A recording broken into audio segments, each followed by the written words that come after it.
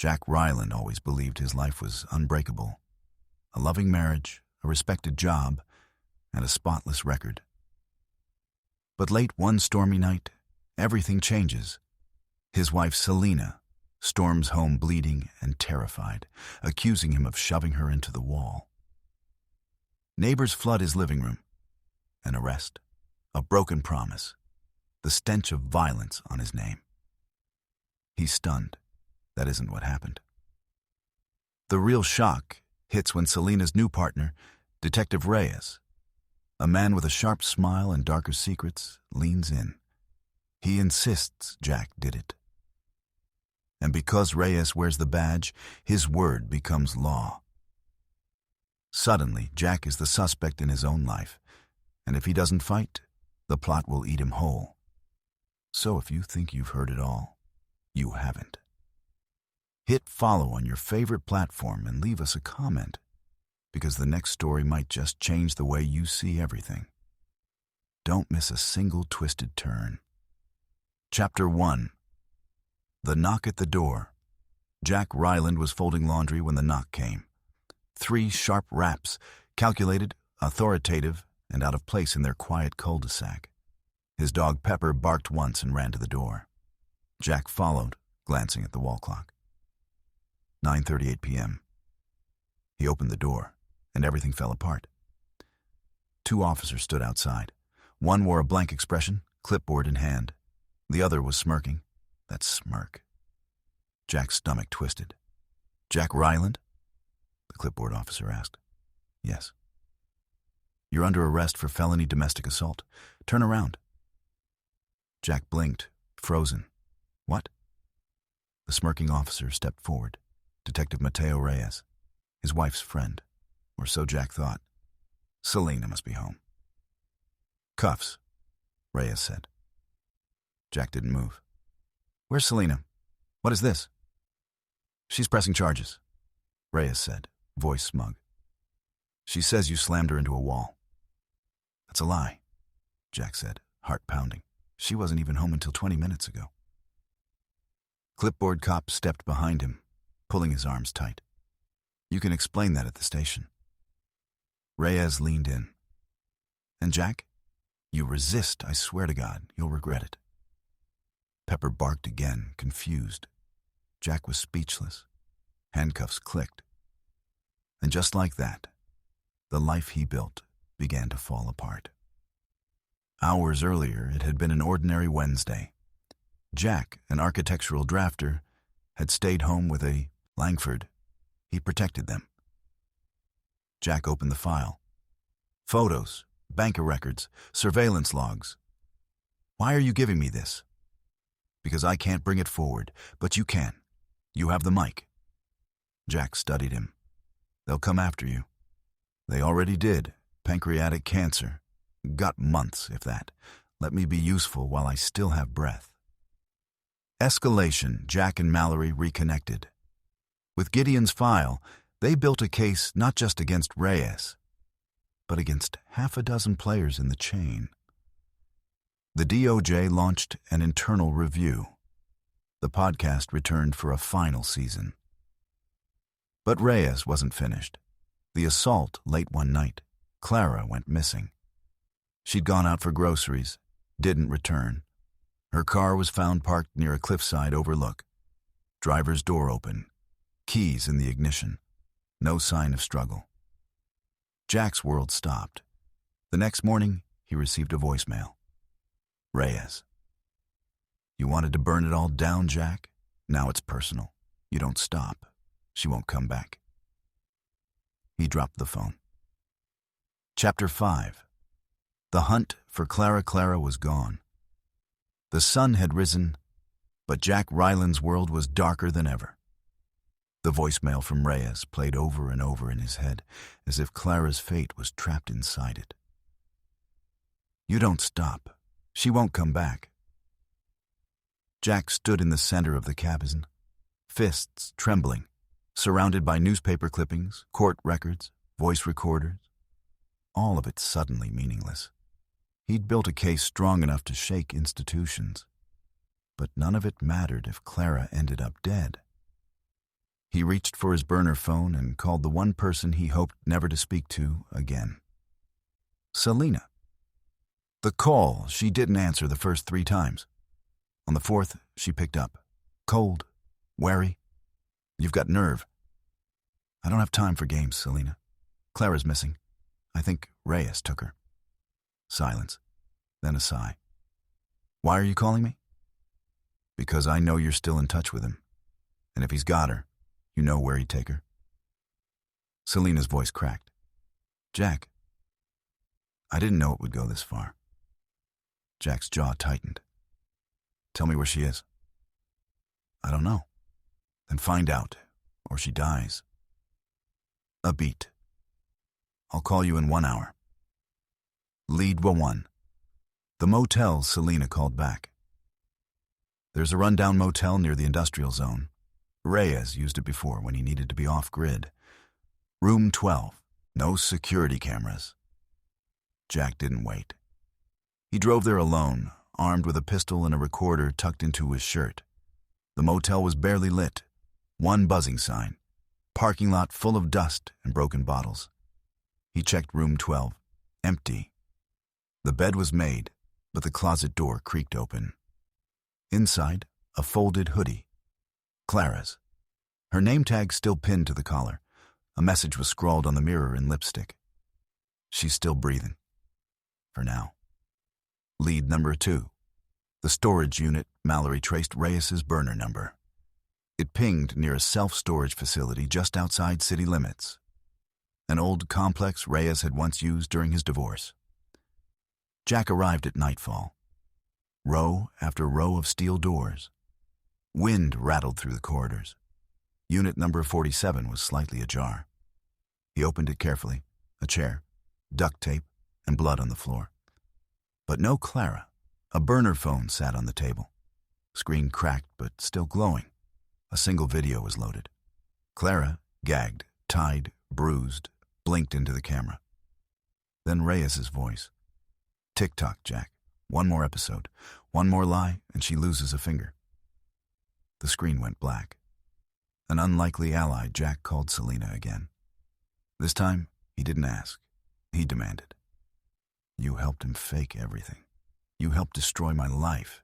You owe me this. I didn't know he was like this, she whispered. At first it was about revenge, then it became control. Jack's tone was ice. You think I care? Selena took a breath. He used to brag about a cabin in the hills. Said it was a place he could disappear to if things ever went sideways. I always thought it was just talk. Where? Somewhere near Shadow Ridge, north of Mill Valley. Jack ended the call and drove. The standoff Shadow Ridge was remote, thick forest, a gravel path that didn't appear on GPS. At the end of it, a cabin with no lights, no vehicles. Jack approached on foot. Inside, through the window, he saw her, Clara, tied to a chair, blindfolded. He didn't see Reyes, yet. Jack circled to the back door and slipped in. The floorboards creaked, slowly, carefully. He crept toward Clara, heart pounding. Then, metal clicked behind him. I knew you'd come, Reyes said, gun drawn. You always play hero. Jack raised his hands. Let her go. This is between you and me. Reyes laughed. It's always been about her. She turned, you into a martyr, me into a monster, but see, I don't lose. Not unless I take everything from you. Jack stared him down. You're not God. You're just a thug with a badge. Reyes stepped forward. You want her? Go ahead. But one of you leaves here in a bag. The turning point. Jack slowly reached into his pocket, pulled out his phone. Already recording. Reyes sneered. Nobody will believe you. Jack smiled. They will when it's broadcast live. He hit the screen. A green icon blinked. Live streaming to 1.4 viewers. Reyes paled. You son of a... In that moment, Clara kicked the chair backward, slamming into Reyes's legs. Jack lunged. They wrestled. The gun skidded across the floor.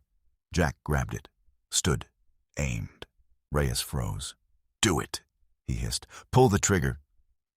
Jack's hands shook. He lowered the gun. You don't get to control the ending. Rescue sirens wailed in the distance. Mallory had traced the live stream location. Police burst in moments later. Real police, federal agents. Reyes was cuffed on the floor, bleeding and furious. Clara was rushed to the hospital. Jack stood on the porch, breathing in the cold night air. Finally, he felt it. Relief and justice. Chapter 6. Trial by Fire. The courthouse was packed. News vans circled like vultures. Protesters gathered outside with signs. Justice for Jack. End the shield. And Reyes must pay. Inside, Jack Ryland sat behind the plaintiff's table. Hands folded tight, jaw clenched. Beside him, Mallory flipped through a folder of notes. Across the aisle, Mateo Reyes entered in an expensive suit, clean-shaven, cufflinks gleaming. No uniform, no badge. Just a mask of civility stretched over a predator. But Jack wasn't intimidated anymore. This time, the system was on his side. At least, for now. Opening salvos. The federal prosecutor opened strong. Detective Mateo Reyes used his authority to fabricate evidence, manipulate women, and destroy lives. But the most damning thing? He thought he could get away with it. He weaponized the badge. Reyes's defense leaned into a different strategy. An ambitious podcaster with a grudge created a media circus to ruin a decorated officer's life.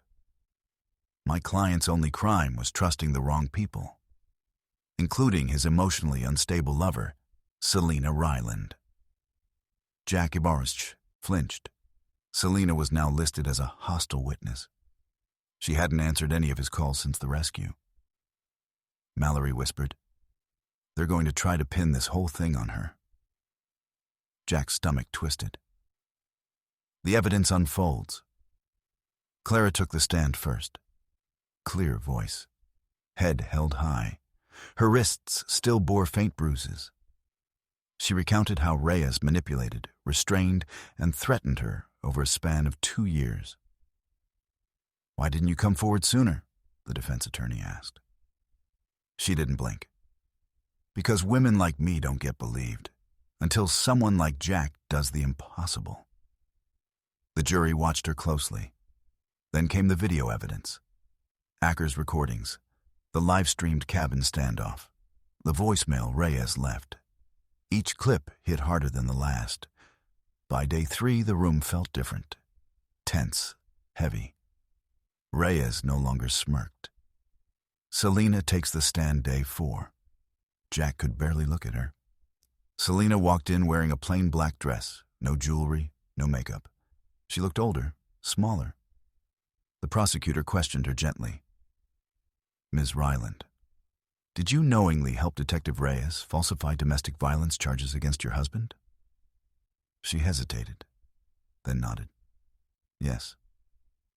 A gasp rippled through the room. "I was angry. I wanted out of my marriage. And Mateo said, he said if I played victim, I'd walk away with everything." She turned to Jack.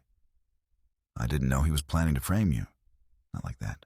Not the bruises, not the arrest. I thought it would all get sealed quietly." The prosecutor pressed. "And the bruise he told you to fake?" "I let him hit me. Once. Just once. I told myself I deserved it." Jack clenched his teeth. Selena wept. "I'm sorry, Jack." For the first time since the nightmare began, he believed her. The defense strikes back. Reyes's lawyer made one last move. He requested a character witness, a former supervisor from Internal Affairs. When the man took the stand, he was calm, professional, and deeply rehearsed. Detective Reyes was one of our most respected officers. He led high-profile investigations, saved lives. I find these accusations hard to believe. Mallory stood up. Were you ever made aware of complaints filed against him by Clara Jensen or others? No, the supervisor said. Nothing credible crossed my desk. She slid a document. Forward. This is a memo, initialed by you, referencing Clara's claim in 2019? Silence. The jury leaned forward. The judge narrowed her eyes. Answer the question. The supervisor hesitated, then muttered, I don't recall seeing that. Mallory smiled. But you signed it. That moment turned the tide for good. The verdict. The jury deliberated for 6 hours. When they returned, the room held its breath. On the charges of obstruction of justice, coercion, and abuse of power, we find the defendant guilty on all counts. Reyes didn't flinch. Not until the judge added, You are hereby sentenced to 22 years in federal prison. No possibility of parole for the first 15. Court adjourned. Jack exhaled for what felt like the first time in months. Aftermath. The headlines the next day were bold. Ex-cop sentenced in explosive framing scandal. Podcast hero Jack Ryland helps expose nationwide abuse network. Selena quietly moved out of state. She never asked for forgiveness, but Jack sent a letter anyway. Not as a husband, but as someone who knew what it meant to live with regret. Clara published a memoir detailing her survival and her role in the takedown. Mallory, she became one of the most in-demand civil rights attorneys in the country. And Jack, he returned to the mic. The final episode, live. Today's episode is about survival, about how systems protect monsters until someone speaks loud enough to make the silence break. I was framed. I was nearly broken, but I wasn't alone. This isn't just my story anymore. It's ours. And it's not over yet. Chapter 7. The Long Game. Jack Ryland thought it was finally over. Reyes was behind bars. Selena had vanished quietly from his life. Clara was safe, recovering. And Mallory was fielding job offers that would set her career ablaze. But closure can be deceptive. Jack's phone buzzed softly late one evening. An encrypted number. He answered warily. Hello? Jack, it's Gideon. Jack sat up straight, confused. Gideon, you're alive. For now, Gideon rasped. But listen carefully. Reyes was just the front line. There's one more player behind all of this. Someone higher. Jack swallowed hard. Who? Judge Langford. He protected Reyes and dozens of others. You need to stop him. How? I left a package. Storage locker at Union Station. Locker 342. Hurry. The call clicked off. The locker Jack arrived at Union Station 30 minutes later, heart racing. He found locker 342, entered the code Gideon had sent via text. Inside, a thick yellow envelope. Inside the envelope was a flash drive and a typed note. If you're reading this, I'm likely already gone. Langford's your final target. Reyes was his muscle. Langford is the brain.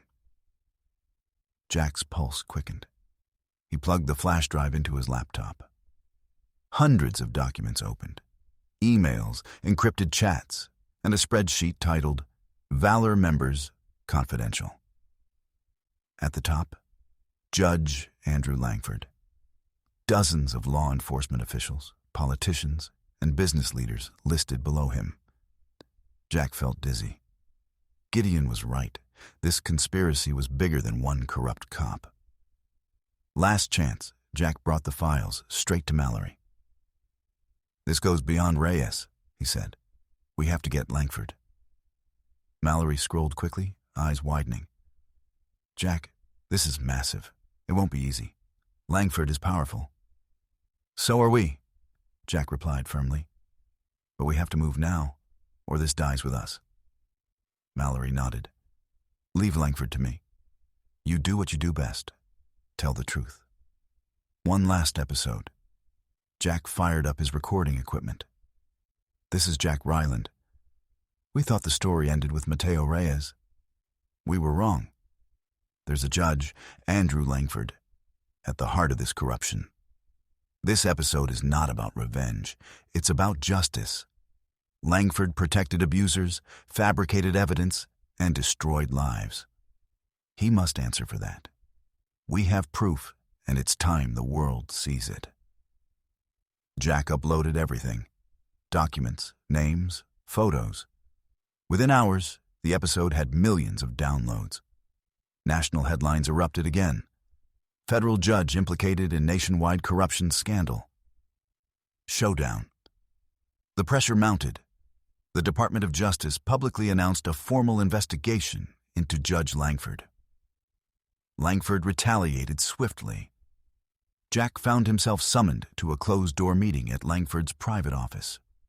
No witnesses, no recordings allowed. When Jack arrived, Langford stood calmly behind his desk, tall and imposing.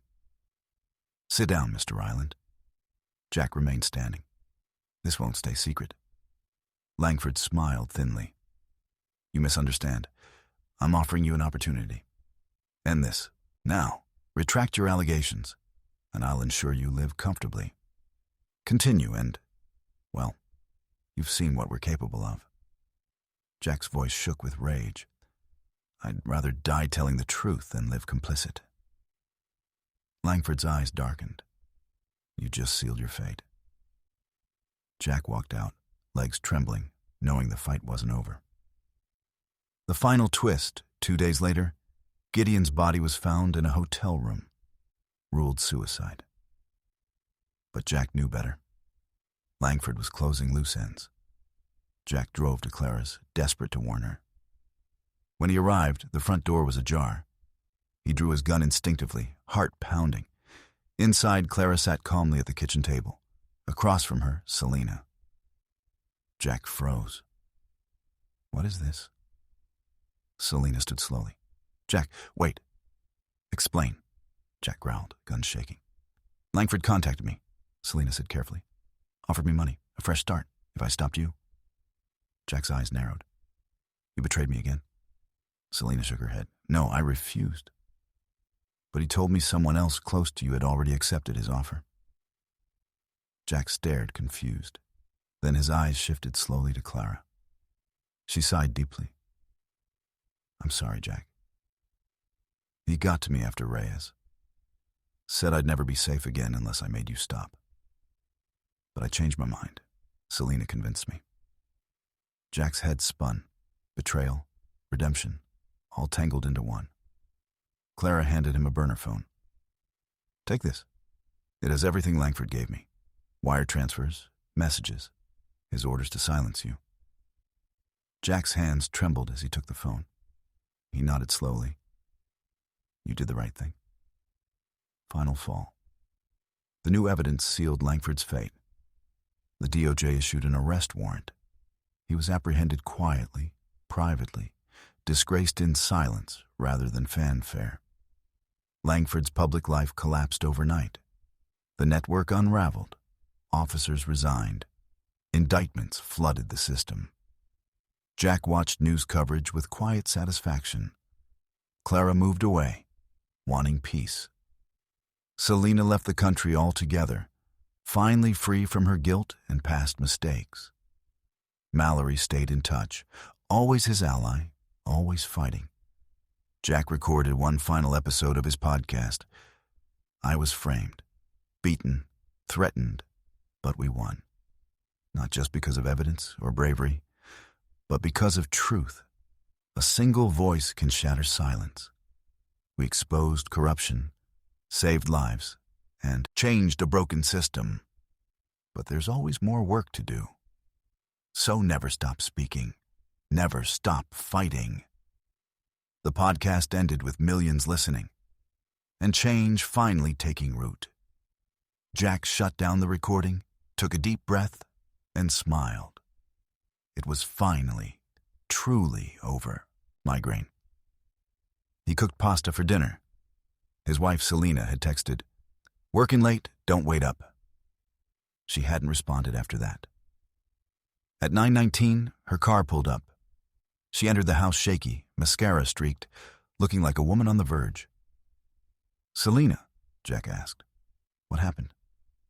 She looked at him like he was a stranger. "I need to make a call," she whispered. "Don't come near me." Jack froze. 10 minutes later, the cops showed up. Now cuffed in the back seat of a cruiser, Jack stared at his own house, lit up and crawling with uniforms. Selina stood on the porch, flanked by a female officer. She was dabbing at a small cut on her cheek. She locked eyes with Jack. No fear, just calculation. At the station, they made him strip, photographed his hands, took samples, fingerprints, DNA swabs. He asked for a lawyer.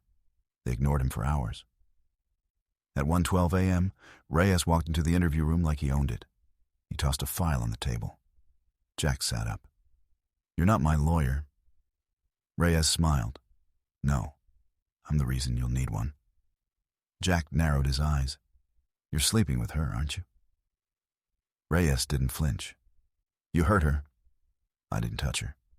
"Funny," Reyes said. "She has a bruise the size of a baseball on her back." "She wasn't even home, Reyes." Reyes leaned in. "She says she came home. You were drunk. You snapped." Jack shook his head slowly. "You did this." Reyes's voice dropped. "You want to make this easy? Confess. Say it was a one-time thing. Say you're sorry." Jack stared him down. "You planted it. You hurt her and pinned it on me." Reyes exhaled and stood. "Then buckle up, Jack. This gets worse before it gets better." The setup Jack made bail the next day. His job put him on leave. His name trended locally. Architect charged with domestic violence. His neighbors avoided him. Pepper got taken by animal control, pending investigation. Selina filed for a restraining order and divorce. It all moved too fast, too clean, like a machine. Jack hired attorney Mallory Kessler, young but hungry. Her first words, "I believe you. Now tell me everything." He did. She pulled her phone out and said, "I've dealt with Reyes. Internal Affairs hates him." "Then let's nail him." But Reyes wasn't stupid. He covered his tracks. The bruise on Selina's back, photographed, documented, time-stamped. Jack's phone, GPS off, no alibi. Mallory said, "We need evidence, something only they would have missed if they staged this." Jack remembered, the front door camera, his Nest feed. He rushed home, logged in, footage deleted, except he backed up clips to the Cloud Weekly. He found a partial. At 9:07 p.m., Selina's arrives. No injuries. She walks inside, perfectly fine. Jack looked at the time code. 9 minutes before she called the police, twisting the knife. Mallory filed a motion to subpoena the full Cloud records. Within days, Jack's home was broken into. The only thing stolen? His laptop. When Jack called the police, guess who showed up? Reyes, wearing Jack's stolen watch. Jack stared in disbelief. Reyes grinned. "Found this in your drawer while checking for forced entry. Evidence bag, of course." He held it up mockingly. Jack clenched his fists. Mallory warned him, "Do not retaliate. He wants to provoke you." Jack stared at his house. They'd taken everything. His name, his marriage, his dog, his future. But they left him one thing, the truth. And Jack wasn't about to let it rot in silence. Chapter 2. The lime machine rain tapped against Jack Ryland's windshield like fingernails. He sat outside the police precinct in his car, engine off, lights dimmed, eyes locked on the glowing glass building ahead. Inside, Mateo Reyes, the man who had framed him, slept with his wife, wore his watch, lied under oath. But Jack wasn't here for revenge. He was here for information. Mallory had said it. Reyes has skeletons. We just need to find the right one and drag it into the light. A whisper from the past. Mallory pulled an old record the day before, barely visible through legal loopholes and red tape. A dismissed domestic disturbance complaint from 3 years ago, filed by a woman named Clara Jensen, Reyes's ex. He choked me, then cuffed me to the radiator. Clara had told the responding officer. Told me if I talked, I'd disappear. But the case quietly dropped. Internal note. Complainant unstable. No further action. Mallory shook her head. Classic silencing tactic. Jack asked, "Can we find her?" "She dropped off the map," Mallory said. "But if she's alive, she's our leverage." Digital breadcrumbs, Jack spent 2 full days combing social media. Clara Jensen had no current accounts, but he found a clue on an old YouTube channel, a 10-second video called Hollow Bones, uploaded 6 months ago. The comments were disabled. The profile had 1 follower, but the description said, "He wears a badge, but monsters wear many masks." CJ. The video? A blurry clip of a man pacing outside a house. The camera was shaky, the lighting terrible, but the silhouette, broad shoulders, slicked back hair, gun on the hip, was unmistakable. Reyes. Meeting Clara Mallory ran the video through metadata filters. The file had GPS coordinates embedded. Jack drove 5 hours to a remote trailer park near Barstow. He knocked. No answer. He waited. A woman finally opened the door, baseball bat in hand. Clara, mid-30s, hollow eyes, scar on her temple. "Get off my porch." Jack held his hands up. "My name is Jack Ryland. I'm not here to hurt you." She didn't relax. "I'm being framed," he said, "by Mateo Reyes, just like you were." She froze. Her grip on the bat loosened. "I have proof," he added, "and I need your story." The testimony. Clara poured herself a glass of vodka and sat down. She told Jack everything. Reyes was charming at first, until he started controlling what she wore, who she saw, how often she left the house. One night, she found handcuffs in the kitchen drawer. Not the police issue ones, leather-lined, used on her when she said no. "I called the cops," she said. "He showed up first. Of course, told them I was drunk and suicidal." Jack leaned forward.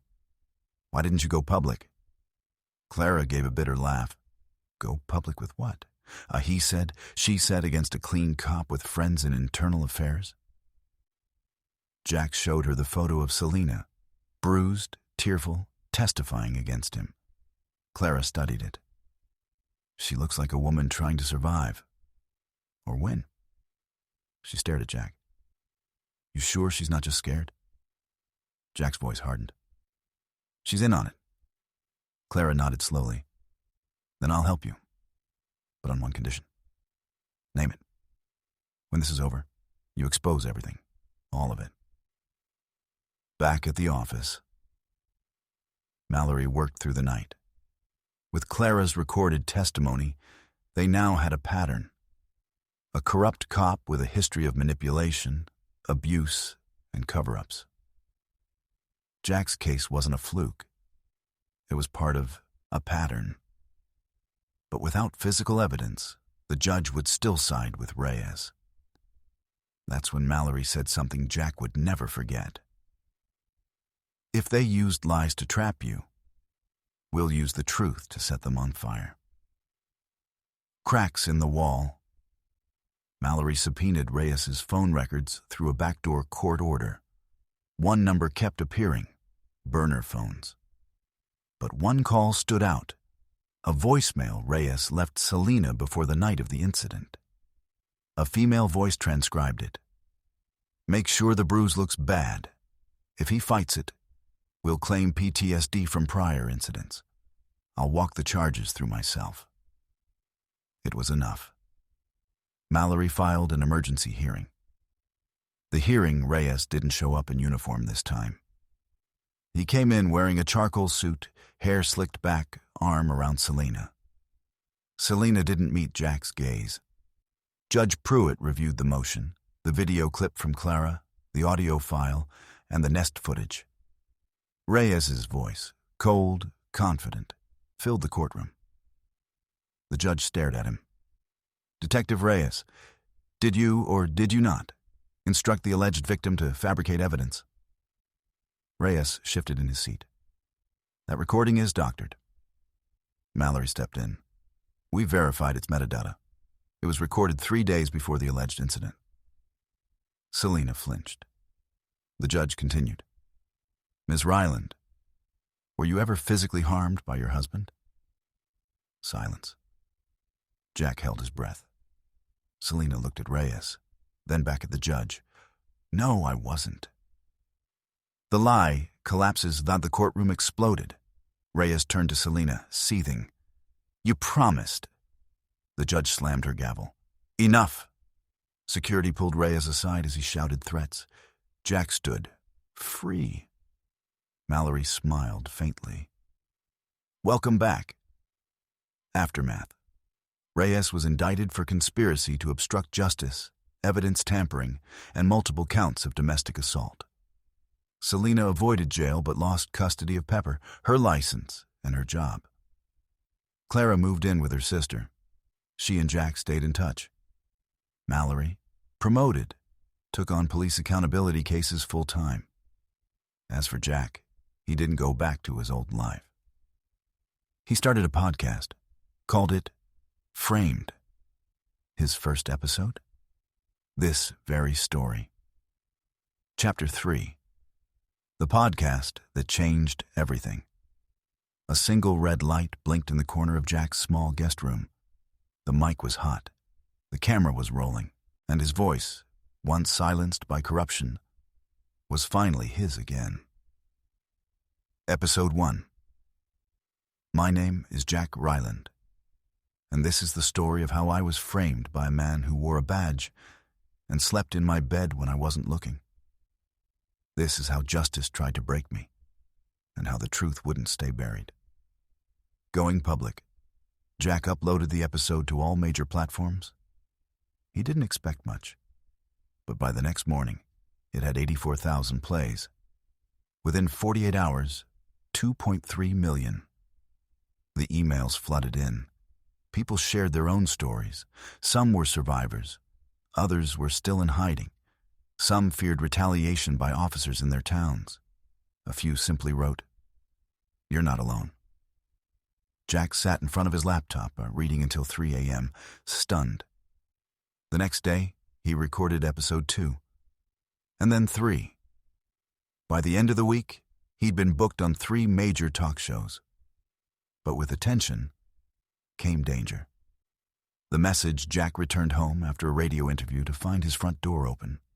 Inside, nothing stolen, nothing out of place, except one thing: a bullet, laid gently on his kitchen table. Next to it, a handwritten note. "People forget. You should too." He called Mallory. She arrived within 30 minutes, stormed into the kitchen, gloves on, and carefully bagged the bullet. "This isn't a threat," she said. "It's a warning. They're nervous." "Nervous means we're hitting something real," Jack replied. Mallory's eyes darkened. "You ready for what that means?" "I wasn't before. I am now." Meet the network. Through Clara, Jack got access to a closed survivor forum.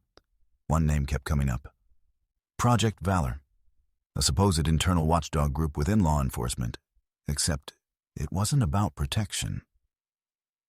It was about control.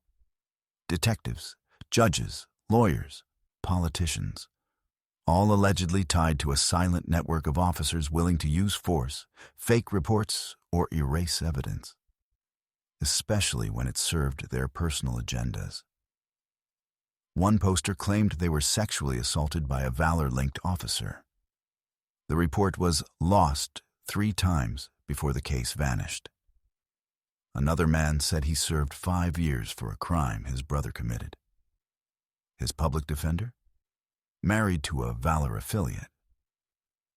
Clara warned him, "You pull on this thread, it unravels the entire sweater." Jack leaned in. "Then let's burn the whole damn sweater." Targeted by Episode 6, Jack's podcast, Framed, was the Nusra 3 show on Apple and Spotify. That same week, his bank accounts were frozen. His credit score dropped 210 points overnight. Mallory called it weaponized bureaucracy. Next, his landlord got a noise complaint from the police. An eviction notice followed.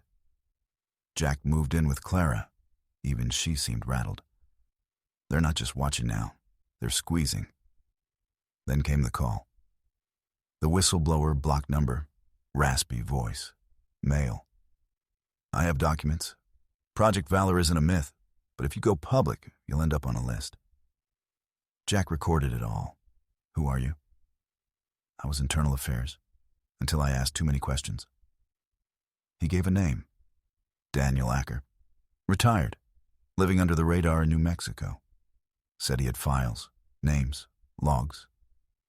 Jack didn't hesitate. He and Mallory booked a flight the next morning. In the desert, Acker's place sat in the middle of nothing. Dust-covered windows, a sagging American flag. Inside, boxes, files, VHS tapes. He was tall, gray-haired, trembling, but lucid. "You think it was just Reyes?" he said. "There are 38 officers in the western states alone tied to falsified reports. 29 women jailed on trumped-up charges.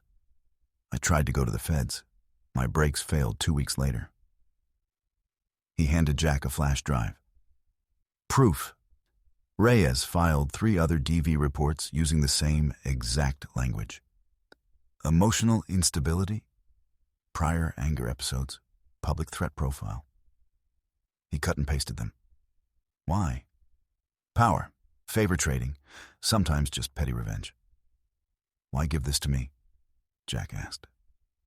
Acker's eyes were hollow. "Because I don't want to die knowing I let monsters wear halos." The power of truth. Episode 8 featured Acker's voice. Clips of Reyes's repeated phrases. Victims' mugshots, evidence of falsified timelines. Handwritten memos proving internal coordination. Redacted names leaked on air. The episode hit 4.6 million plays in a single weekend. National outlets picked it up. CNN, Vice, even 60 Minutes called. But just as momentum built, Acker's house caught fire. He didn't survive. The police ruled it electrical. Jack knew better. So did the world. The backlash, Jack became a lightning rod. Protests formed, half praised him, half called him a liar. Mallory's office was vandalized. Clara received anonymous, letters laced with threats.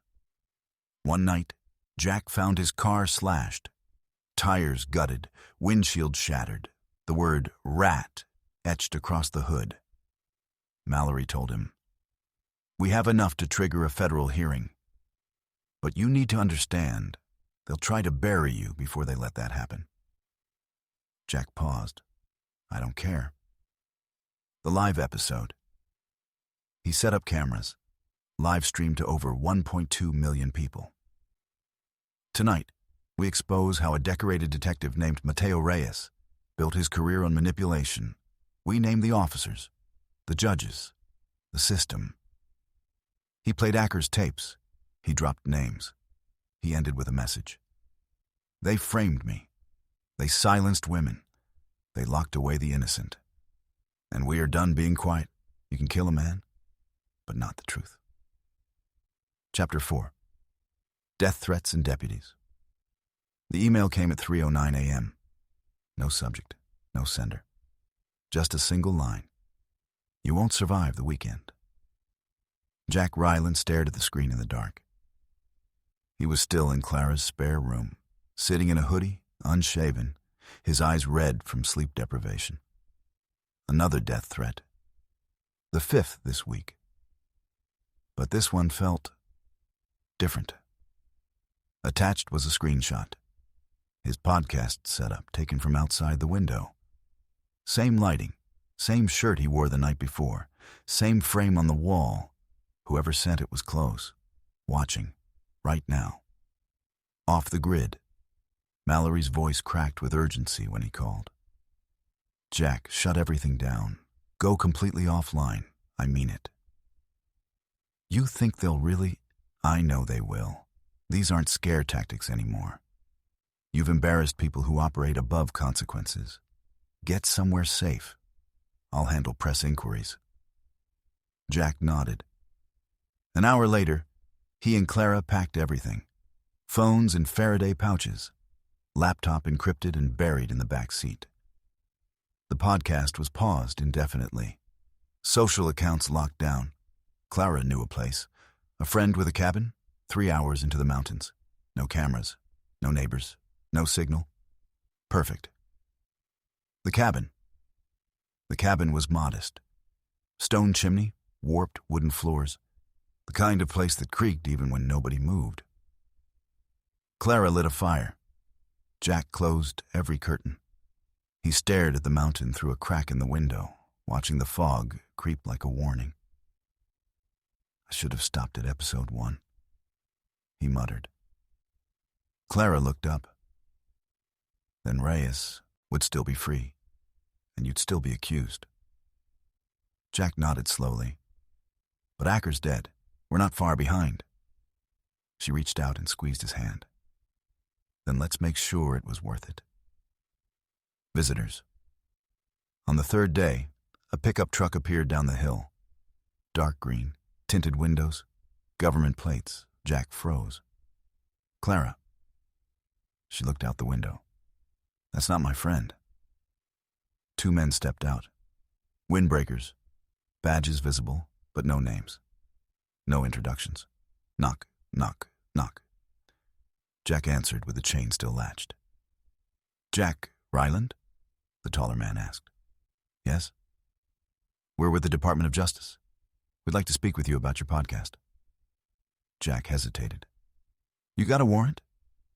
No, just questions. Clara pulled Jack aside. They don't have jurisdiction out here. They can't force entry. Jack opened the door fully. Talk, outside. The interview. They stood near the porch, wind blowing pine needles across their boots. You've drawn attention to some very powerful people, said the taller man, including our own. Jack crossed his arms. That a threat? It's a reminder, the second agent said. You don't understand how far this goes. Jack stepped closer. You want me to stop? The first agent didn't blink. We want you to survive. Keep talking and we can't help you when the wrong people start listening. Clara stepped between them. Conversation's over. The agents turned and left, slowly. As they reached their truck, one called back. Dead men don't win court cases. Unlikely help that night, Jack received a signal-boosted encrypted email. It was from a former assistant DA, alias Gideon. The message read, You've stirred the hornet's nest. Good, but you're in over your head. If you want to live long enough to testify, meet me in the parking lot of mile 49 Daner. 1 hour. Come alone. Clara frowned. Sounds like bait. Or our best lead yet, Jack said. She tossed him a burner gun. Then go loaded. Mile 49. The diner was empty. Just one man at a booth in the back. Late 50s, dark coat, gray beard, eyes like wet stone. You're early, he said. You're Gideon? Used to be something better. He slid a file across the table. Thick, heavy. Everything I collected during my time in the DA's office. Reyes was a foot soldier. The real problem is Judge.